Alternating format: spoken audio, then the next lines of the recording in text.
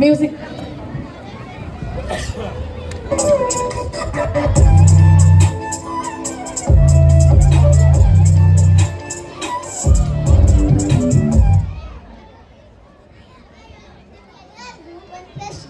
ನಮ್ಮ ರಾಜ್ಯಕ್ಕೆ ಕರ್ನಾಟಕ ಅಂತ ಹೆಸರು ಮುಂಚೆ ಏನ್ ಹೆಸರಿತ್ತು ಹೇಳಿ ನೋಡೋಣ.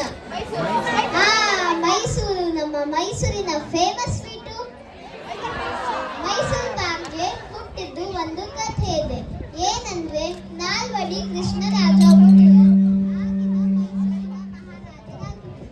ಪಾಕಶಾಲೆಯಲ್ಲಿ ಕಾಕಾಸುರ ಮಾದಪ್ಪ ಅಂತ ಒಬ್ರು ರಾಯಲ್ ಶೆಫ್ ಇದ್ರು. ಅವ್ರ ತರಾವರಿ ಭಕ್ಷಣಗಳನ್ನ ತಯಾರಿಸಿ ಮಹಾರಾಜರಿಗೆ ಕೊಡ್ತಾ ಇದ್ರು. ಒಂದಿನ ನಾನಿವತ್ತು ಮಹಾರಾಜನಿಗೆ ಒಂದು ಹೊಸ ತರದ ಸಿಹಿ ತಿಂಡಿ ಮಾಡ್ಕೊಳ್ತೀನಿ ಅಂತ ಅಂದ್ಕೊಂಡು ಕೇವಲ ಕಡಲೆ ಹಿಟ್ಟು, ಸಕ್ಕರೆ ಮತ್ತು ತುಪ್ಪವನ್ನು ಉಪಯೋಗಿಸಿ ಒಂದು ಸಿಹಿ ತಿಂಡಿ ಮಾಡಿದ್ರು. ಮಹಾರಾಜನು ಅದನ್ನ ತಿಂದು, ಓಹೋ ಮಾದಪ್ಪನವರೇ, ಬಹಳ ರುಚಿಯಾಗಿದೆ, ಏನಿದು ಅಂತ ಕೇಳಿದಕ್ಕೆ ಮಾದಪ್ಪನವರು ಒಂದು ಕ್ಷಣ ಯೋಚನೆ ಮಾಡಿ, ಮಹಾರಾಜರೇ ಇದು ಮೈಸೂರು ಪಾಕ ಅಂತ ಹೇಳಿದ್ರು. ನೋಡಿ, ಒಂದು ಚಿಕ್ಕ ಎಕ್ಸ್ಪೆರಿಮೆಂಟು ಹೀಗೆ ವರ್ಲ್ಡ್ ಫೇಮಸ್ ಆಗೋಯ್ತು.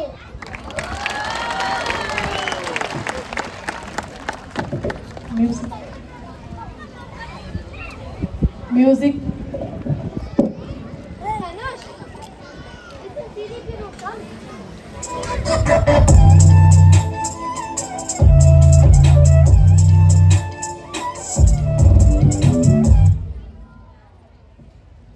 ಬೆಂಗಳೂರಿಂದ ಮೈಸೂರಿಗೆ ಹೋಗೋ ದಾರಿಯಲ್ಲಿ ಮದ್ದೂರ್ ಅಂತ ಒಂದು ಊರಿದೆ.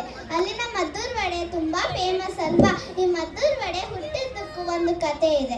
1970ನಲ್ಲಿ ಮದ್ದೂರ್ ರೈಲ್ವೆ ಸ್ಟೇಷನ್ ಅಲ್ಲಿ ರಾಮಚಂದ್ರನವರೊಬ್ರು ಒಂದು ಕ್ಯಾಂಟೀನ್ ನಡೆಸ್ತಾ ಇದ್ರು.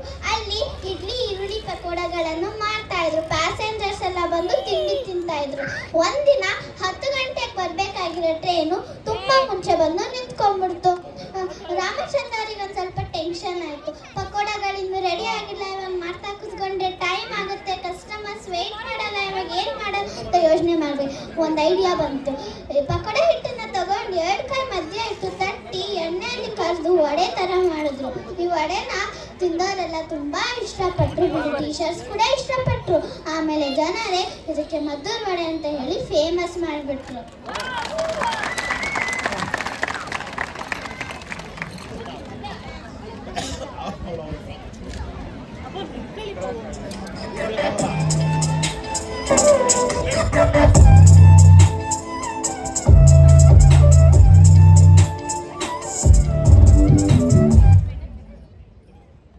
ಸಿಹಿ ಆಯ್ತು, ಖಾರ ಆಯ್ತು, ಇವಾಗ ಕಾಫಿ ಬೇಕಲ್ವಾ.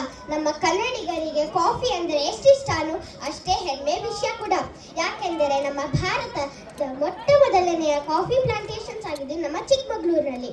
ಹೇಗಂತೀರಾ, 17ನೇ ಶತಮಾನದಲ್ಲಿ ಬಾಬಾ ಬುಡನ್ ಎಂಬ ಒಬ್ರು ಸಂತರಿದ್ರು. ಅವರು ಒಂದಿನ ಮೆಕ್ಕಾಗೆ ಪ್ರವಾಸಕ್ಕೆ ಅಂತ ಹೋದಾಗ ಅವ್ರಿಗೆ ಒಂದು ಸಿಹಿಯ ಪಾನೀಯ ಕುಡಿಯೋಕೆ ಕೊಟ್ಟರು. ಅದನ್ನ ಕುಡಿದವರಿಗೆ ತುಂಬಾ ಆನಂದ ಆಯ್ತು. ಇದು ಕಾಫಿ ಅನ್ನೋ ಬೀಜದಿಂದ ಮಾಡ್ತಾರೆ ಅಂತ ಗೊತ್ತಾದಾಗ ಬೀಜಗಳನ್ನ ತಗೊಳಕ್ಕೆ ಹೋದ್ರು. ಆದ್ರೆ ಅರಬರು ಇಲ್ಲ ಇಲ್ಲ, ನಾವು ಹೊರ ದೇಶದವರಿಗೆ ನಮ್ಮ ಸಾಮಾನುಗಳನ್ನು ಕೊಡೋದಿಲ್ಲ ಅಂತ ಹೇಳ್ಬಿಟ್ರು. ಅದಕ್ಕೆ ಬಾಬಾ ಬುಡನ್ ಅವರು ಯಾರು ನೋಡದೆ ಇದ್ದಾಗ 7 ಕಾಫಿ ಬೀಜಗಳನ್ನು ತಗೊಂಡು ತಮ್ಮ ಗಡ್ಡದಲ್ಲಿ ಬಚ್ಚಿಟ್ಕೊಂಡ್ರು.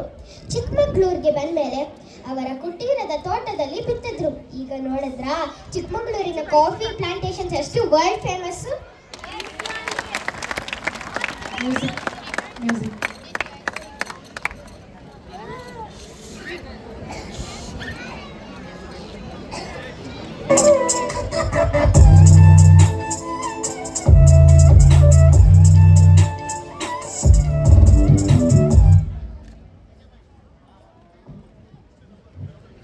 ನಮ್ಮಲ್ಲಿ ದೋಸೆ ಇಲ್ಲದೆ ಯಾವ ಬ್ರೇಕ್ಫಾಸ್ಟ್ ಕಂಪ್ಲೀಟ್ ಆಗಲ್ಲ. ಅದರಲ್ಲಿ ದಾವಣಗೆರೆ ಬೆಣ್ಣೆ ದೋಸೆ ಆದ್ರೆ ಆಹಾ, ಬನ್ನಿ ದಾವಣಗೆರೆ ಬೆಣ್ಣೆ ದೋಸೆ ಕತೆಗೇಳೋಣ. ಸುಮಾರು ವರ್ಷ ಹಿಂದೆ ಬೆಳಗಾವಿನಲ್ಲಿ ಬರಗಾಲ ಆಗ್ತಿತ್ತು. ತುಂಬಾ ಜನಕ್ಕೆ ಬದುಕಕ್ಕೆ ತುಂಬಾ ಕಷ್ಟ ಆಗ್ತಿತ್ತು.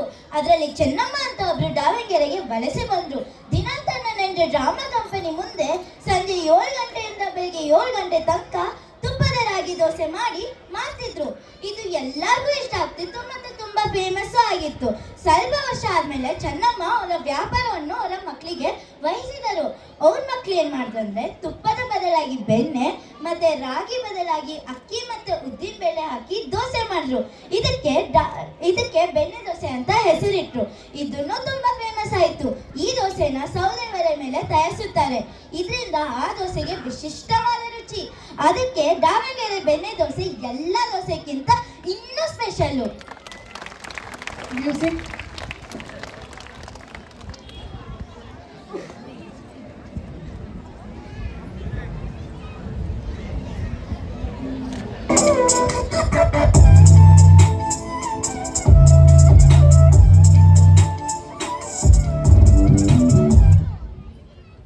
ಸ್ಪೆಷಲ್ ದೋಸೆ ಜೊತೆ ಸ್ಪೆಷಲ್ ಸ್ವೀಟ್ ತಿಂದ್ರೆ ಹೇಗಿರುತ್ತೆ?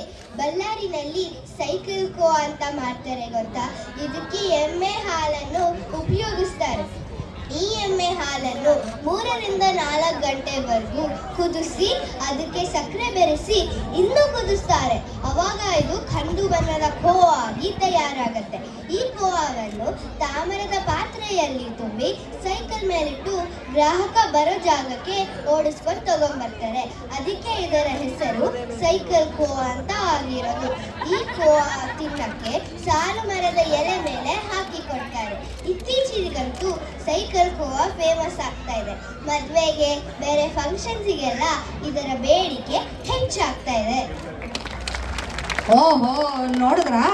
ನಮ್ಮ ತಿಂಡಿಗಳಿಗೆ ಮಾತ್ರ ಅಲ್ಲ, ಅದರಿಂದ ಇರೋ ಕಥೆಗಳಿಗೂ ಅಷ್ಟೇ ರುಚಿ. ಈಗ ಡಾನ್ಸ್ ಇಲ್ಲದೆ ಯಾವ ಸಂಭ್ರಮನೂ ಕಂಪ್ಲೀಟ್ ಆಗಲ್ಲ ತಾನೆ. ಇವಾಗ ನಮ್ಮ ಮುಂದಿನ ತಂಡ ನಾಟ್ಯ ನಿಧಿ ನಮ್ಮ ಕರ್ನಾಟಕದ